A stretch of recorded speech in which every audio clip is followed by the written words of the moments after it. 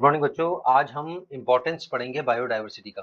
देखो बच्चों, ये जो क्लासेस हैं ये केवल आपके लिए डिजाइन की गई हैं। ये ऐसी कॉन्सेप्चुअल क्लासेस हैं कि आपका हर कॉन्सेप्ट का बिल्कुल क्लियर अंडरस्टैंडिंग बन जाएगा। तो विदाउट वेस्टिंग ऑफ टाइम आज की जो हमारी क्लास है इसको हम स्टार्ट करते हैं और समझते हैं इम्पोर्टेंस ऑफ बायोडायवर्सिटी। देखो, बायोडायवर्सिटी का मतलब आप पहले से जानते हैं कि नेचर में जितनी भी लिविंग है, चाहे वो प्लांट्स हैं, एनिमल्स हैं, उनकी जो वेराइटी है उसे हम बायोडायवर्सिटी बोलते हैं। ठीक है, तो आज हम समझने जा रहे हैं उसकी इंपॉर्टेंस क्या है। देखिए, सबसे पहले अगर हम बात करते हैं आज इंपॉर्टेंस ऑफ बायोडायवर्सिटी में, सबसे पहला पॉइंट या सबसे पहला फायदा बायोडायवर्सिटी का ये होता है कि बायोडायवर्सिटी अगर होगी तो एक बैलेंस्ड इकोसिस्टम हमें देखने को मिलेगा। Balanced ecosystem. देखो, बायोडायवर्सिटी के अंदर क्या होते हैं, प्लांट्स भी आते हैं, और बायोडायवर्सिटी के अंदर क्या आते हैं, एनिमल्स भी आते हैं। तो प्लांट्स का दूसरे प्लांट के साथ या प्लांट्स का किसी एनिमल के साथ डिपेंडेंस आपको देखने को मिलता है। अगर आप किसी नेचर को ऑब्जर्व करेंगे तो आप देखेंगे कि एनिमल्स जो होते हैं वो प्लांट्स के ऊपर डिपेंड होते हैं, और बहुत सारे जो प्लांट्स होते हैं वो एनिमल्स के ऊपर डिपेंड होते हैं। अगर हम बात करते हैं एनिमल और प्लांट की डिपेंडेंस के ऊपर, अगर हम बात करते हैं तो आपने देखा होगा कि बहुत सारे एनिमल्स जो होते हैं वो प्लांट को फीड करते हैं। ठीक है, जैसे गोट है, अगर वो किसी प्लांट को खा रही है तो यानी कि गोट के लिए वो प्लांट क्या है, उसका फूड है, वो उसके ऊपर डिपेंड है। और अगर हम किसी प्लांट और एनिमल के डिपेंडेंस की बात करते हैं तो आपने देखा होगा एक फ्लावर में जो पॉलन ग्रेन्स होते हैं, उन पॉलन ग्रेन्स को एक जगह से दूसरी जगह, यानी कि एक फ्लावर से दूसरी जगह ले जाने का काम कौन करता है, बीज करती हैं या बटरफ्लाई करती हैं। तो आप यहाँ देख रहे हैं क्या, प्लांट्स डिपेंड है किसके ऊपर, एनिमल्स के ऊपर, और यहाँ आपने देखा एनिमल्स किसके ऊपर डिपेंड है, प्लांट के ऊपर। तो यानी कि ऑर्गेनिज्म और ऑर्गेनिज्म के बीच में डिपेंडेंस आपको देखने को मिलता है, और इसी की वजह से हमारा जो इकोसिस्टम होता है एक बैलेंस्ड इकोसिस्टम बना रहता है।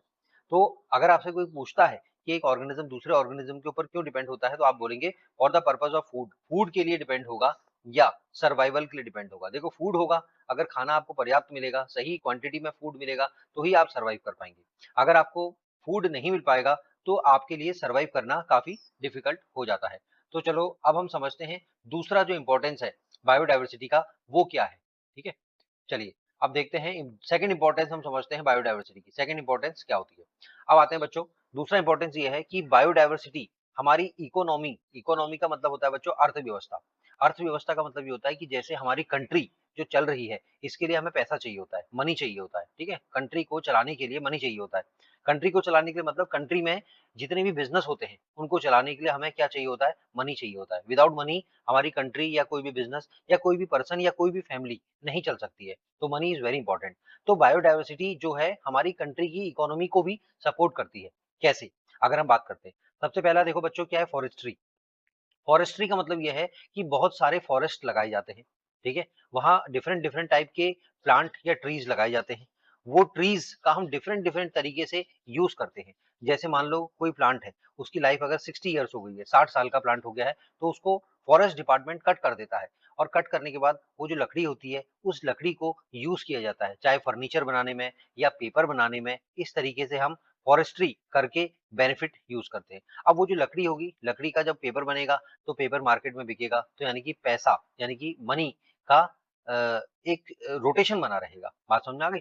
तो ये है। और जो अगर आपके मन में क्वेश्चन उठ रहा है कि अगर हमने पेड़ काट दिया तो फिर क्या होगा, तो फॉरेस्ट डिपार्टमेंट क्या करता है, उस एरिया को पूरा साफ करके दोबारा से नया पेड़ लगा देता है। ये फॉरेस्ट्री। या फिशरी, देखो अगर हमारे पास बायोडायवर्सिटी में क्या एनिमल्स भी है, फिश भी एक is a part of biodiversity. तो हम क्या करते हैं, बहुत बड़े बड़े पॉन्ड बनाते हैं, वहां पे फिशों को पालते हैं, और उसके बाद वो जो फिश होती है उनको वहां से पकड़ के मार्केट में सेल करते हैं। तो उससे क्या हो रहा है, देखो बहुत से लोगों का परिवार चल रहा है। ठीक है, बहुत से लोग पैसा कमा रहे हैं, बहुत से लोगों को एम्प्लॉयमेंट मिल रहा है।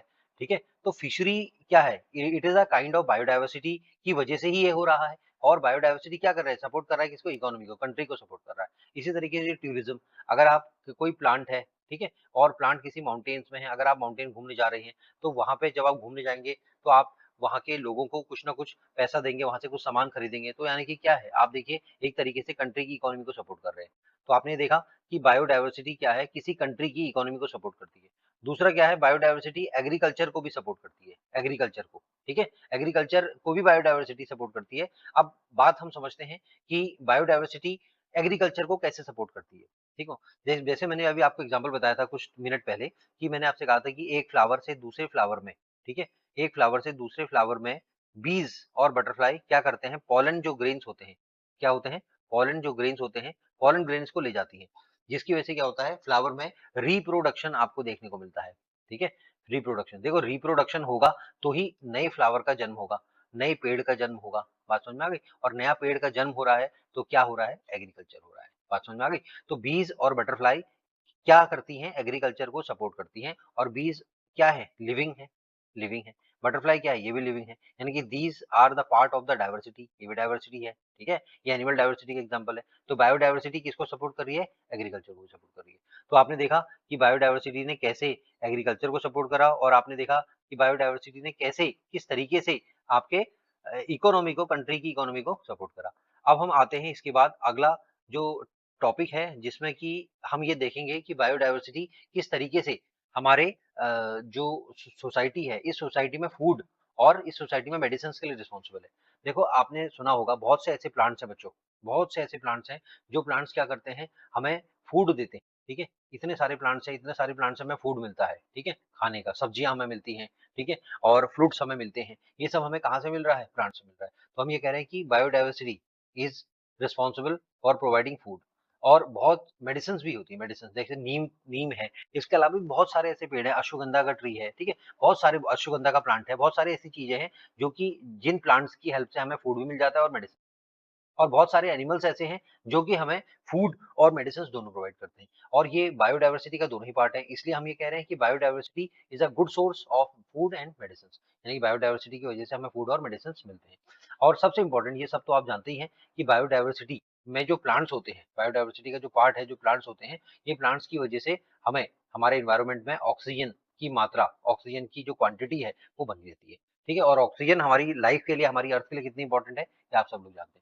तो बच्चों अभी आपने क्लास में देखा कि बायोडाइवर्सिटी का क्या क्या बेनिफिट है। पहला, इकोसिस्टम को बैलेंस रखती है। दूसरा, बायोडाइवर्सिटी हमारे इकोनॉमी और एग्रीकल्चर को सपोर्ट करती है। तीसरा, बायोडाइवर्सिटी की वजह से हमारे एनवायरनमेंट में ऑक्सीजन की मात्रा सही बनी रहती है। और चौथा, बायोडाइवर्सिटी की वजह से हमें खाने को चीजें मिलती हैं और हमें मेडिसिन भी मिलती हैं। तो इस तरीके से हमने देखा बायोडाइवर्सिटी हमारे लिए कितनी इंपॉर्टेंट है। अगर आपको वीडियो अच्छा लगा है तो आप लाइक और सब्सक्राइब कर लीजिएगा। और अगर आपने अभी तक अपने किसी फ्रेंड को शेयर नहीं किया है तो आप इसको शेयर भी जरूर कर लीजिएगा। तो अब हम क्या करेंगे? अब हम नए टॉपिक में मिलेंगे, आपको नए टॉपिक में मिलेंगे और नई मतलब कॉन्सेप्ट को समझेंगे। तब तक के लिए थैंक यू।